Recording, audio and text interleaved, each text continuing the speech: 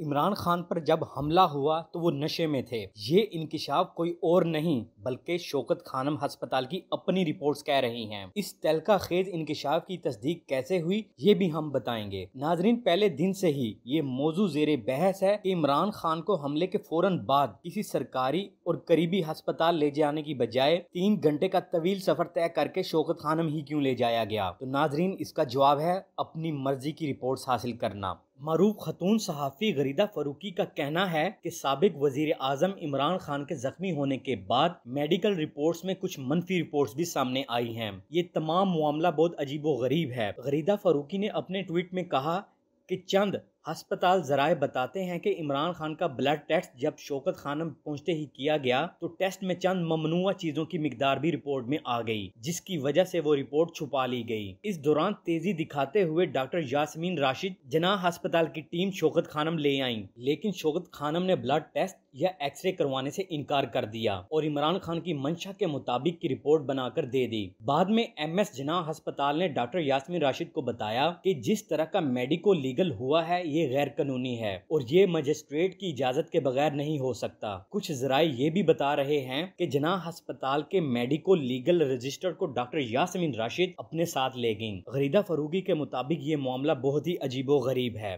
دوسری طرف یہ کہ عمران خان کو گولیاں کتنی لگیں۔ جناح ہسپتال کی رپورٹ اور شوکت خانم ہسپتال کی رپورٹ میں بھی تضاد ہے۔ جناح ہسپتال انتظامیہ کے مطابق جب عمران خان کو جناح ہسپتال لایا گیا تو وہ بے ہوش تھے، لیکن شوکت خانم ہسپتال کی میڈیکل ٹیم بتاتی ہے کہ جب عمران خان کو لایا گیا تو وہ ہوش میں تھے۔ لہٰذا یوں معلوم ہوتا ہے کہ عمران خان نے جناح ہسپتال میں بے ہوشی کا ڈرامہ کیا تاکہ ان کو شوکت خانم ہسپتال ہی لے جایا جا سکے جہاں وہ اپنی مرضی کی رپورٹس حاصل کر سکیں اور یہ حقیقت کہ وہ نشے میں ہیں اس کو چھپایا جا سکے۔ اور ناظرین، ایسا ہی ہوا۔ شوکت خانم ہسپتال نے یہ رپورٹ چھپا لی ہے اور جاری کرنے سے صاف انکار کر دیا ہے۔